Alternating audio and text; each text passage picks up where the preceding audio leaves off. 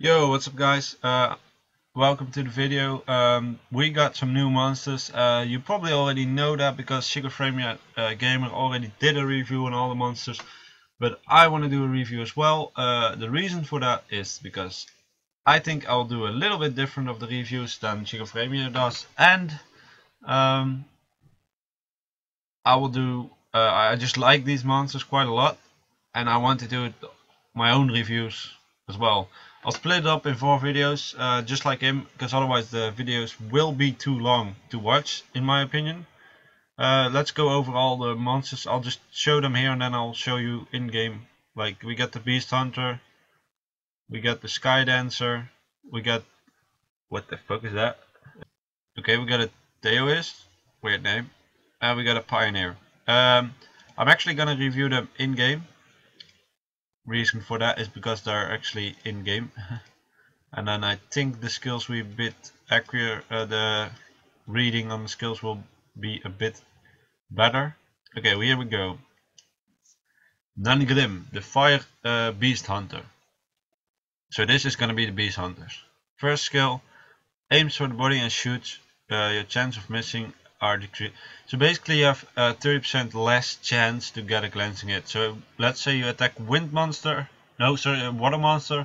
You're probably not gonna glancing hit on him because you have 30% chance to not do it. Glancing hit is that you kinda scratch the enemy, so don't really get him full on, hit him full on. So that's nothing special, but it is good for the fact that you will hit most of your attacks on any element. Then we got aim weak spot, attacks the enemy at its weak spot to prevent the enemies from using skill cooldowns for 2 turns with 75. This skill has no effect on passive skills. If I'm correct, this skill works something like this. You shoot this, their skill cooldowns will be not usable, and that will last for 2 turns that they are not usable, and then they need to recover from their cool time. But I'm not 100% sure if it actually is. I actually need to check the reading on the water sylphid in order to know what this skill does. Because the water sylphid has something similar, and if I'm correct, he just puts their skill cooldown on cooldown, and then after 1 turn they can recover their amount of they can recover the skill again. Like they have to wait till the cooldown is off again. Okay, it's pretty good skill actually. I really like that. Now we got third skill. Hawk's Eye is a passive. Passive, he ignores enemies' defense with a 50% chance. Okay. And we got a lead skill. Increase the accuracy of monsters in dungeons. Could be useful, not the best. Okay, what I wanted to say about some of these skills. For example, there's here it says 50% chance, right? It could be that he has skill, like when you upgrade his skills, it could be that this skill, for example, levels up as well. Like that it's not 15%, maybe 20%. That is what it means when you see increased harmful effect by 5% or something when you skill something up. So I like this unit, pretty good, especially because aim to weak spot, a good monster. He's definitely an attack monster, so you want him to be high on attack, and you want to get the high accuracy to get this skill to hit. So pretty cool monster. It is a natural born 3-star, so definitely something everyone could get at some point. Let's check out this water sylphid real quick. Inflicts put target skill on cooldown. No, that's a bit different. Not sure how this second skill works. It could be that it's just 2 turns where they cannot use their cooldowns. So that's also not bad, but that will make it a little bit less good. But then you have 2 turns to basically kill a unit. So they can't do anything about it. For example, Arnold with extortion, you could get his extortion on cooldown, or Archangel his res, you could get his res on cooldown. Something like that. The water one. Ganchu. Okay. I think this is the same. Yeah. As well as this, like this 30%, it could be that it's gonna be higher when you upgrade the skills of him. And then it might actually be pretty good because he would never miss with the first skill. Pretty okay. Aim hat.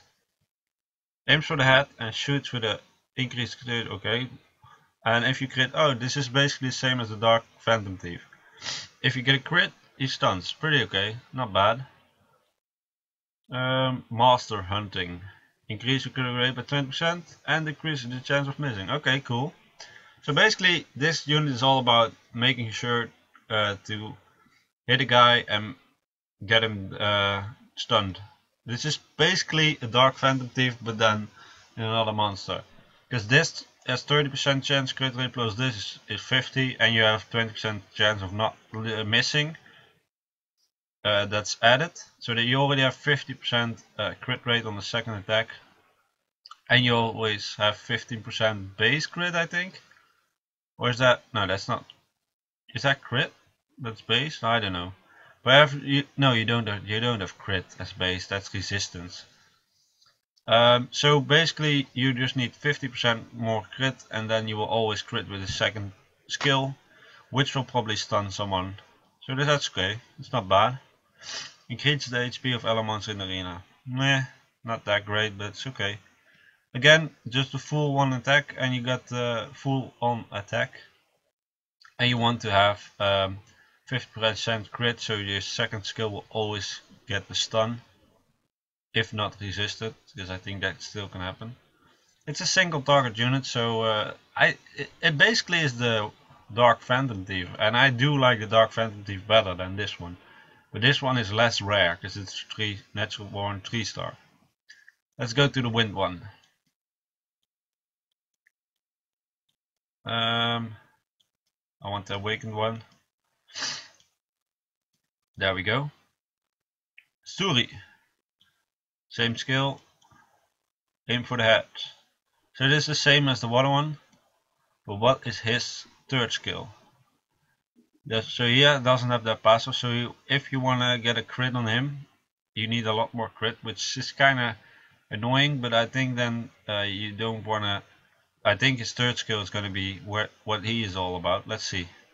Destruction Wedge attacks the enemy with an arrow that can't be removed. Okay, that's pretty good, because that means you cannot remove it with things that remove weakening effects. Like if this Destruction Wedge is on an enemy, you cannot remove it. That's it. That's just, it's gonna be on there for fucking 2 turns. And in those 2 turns, the defense will be broken with 75 chance for each attack. So how many times did I attack then? Wait, just a second, guys. Attacks the enemy with an arrow that cannot be removed. The defense for 2 turns with a 75% chance for each attack. Blocks the enemies from getting beneficial effects and disturbs. So first you do defense break. Secondly, you disturb their HP recovery, and thirdly, they cannot get beneficial effects anymore on them. And from the wording, you cannot remove this skill for 2 turns, I'm guessing, because the debuffs are for 2 turns.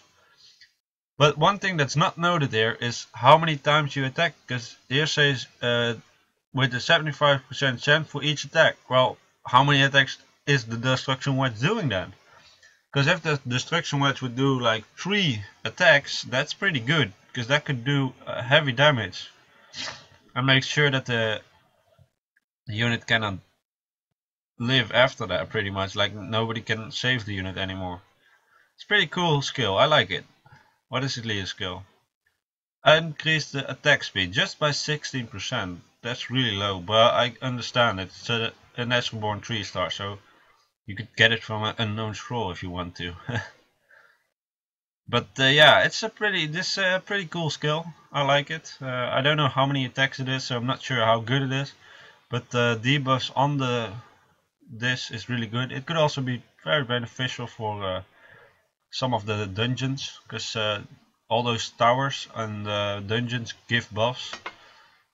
Some debuff, but some buff, and that will be useful to make sure he doesn't get anything. So it's a pretty cool unit, like him. We go for over the light and dark one, but these are a bit hard to get.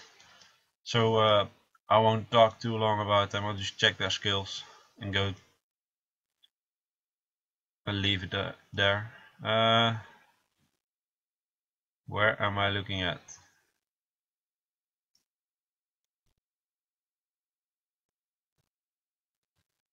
Normally I can find these units rather fast, but right now, oh, there we go.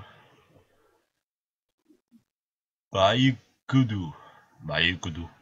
Hello, Bayukudu. Weird name. Same as everyone else.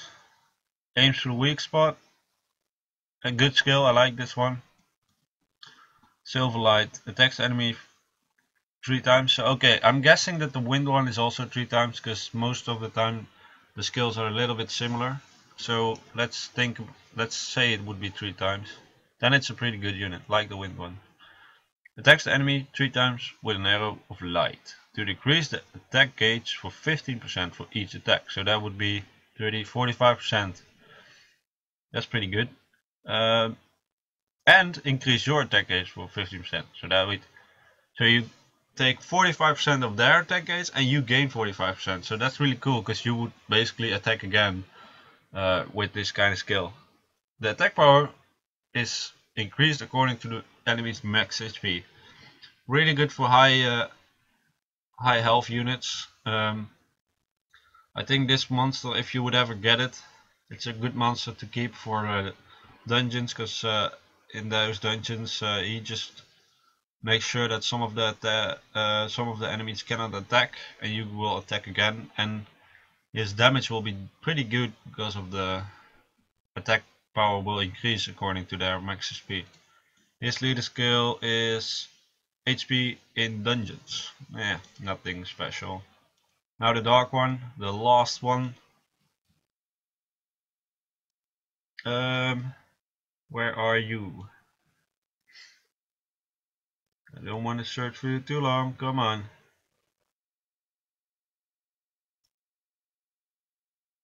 There we go. What is this? Oh, that's one of the new units as well, I think. Aims the body, yeah, same. Aims head, we've seen that as well.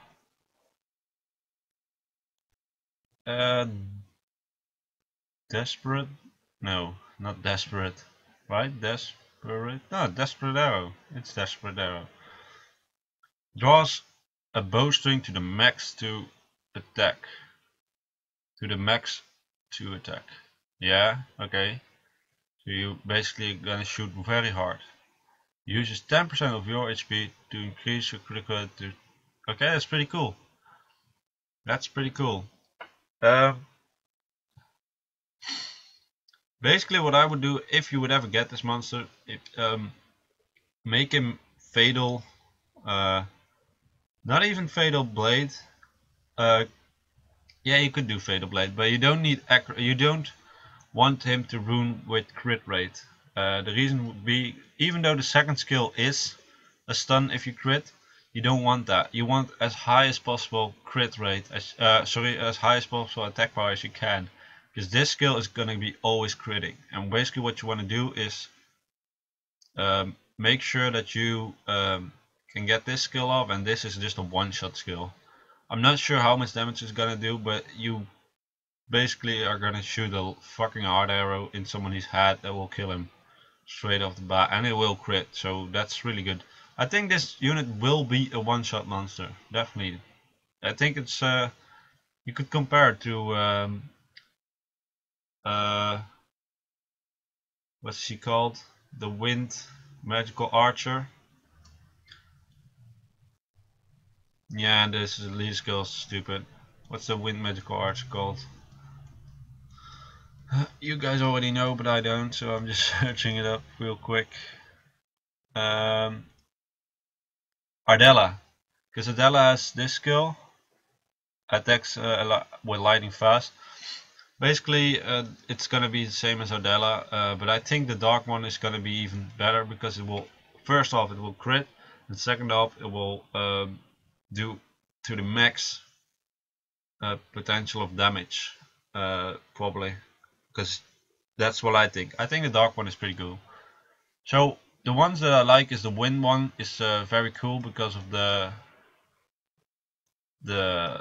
last attack. He's maybe not the best, but he's pretty cool. I think this is a pretty cool attack, and I think the water one is actually good because the water one is pretty much the same as the dark phantom thief, but just the water element then. So that's not bad. I mean, it could be a good one-shotter. I'm not a fan of the monster to use on late game, but it's pretty cool. And the fire one does have some interesting second skill. That might be very good. I'm not sure how it works exactly. I'm guessing you just put them on cooldown for 2 turns so they cannot use their cooldowns for 2 turns. So it could be pretty beneficial. And he has a okay passive. So that was the review for the beast hunters. So let's continue in the next video with the next monster. See you in the next video.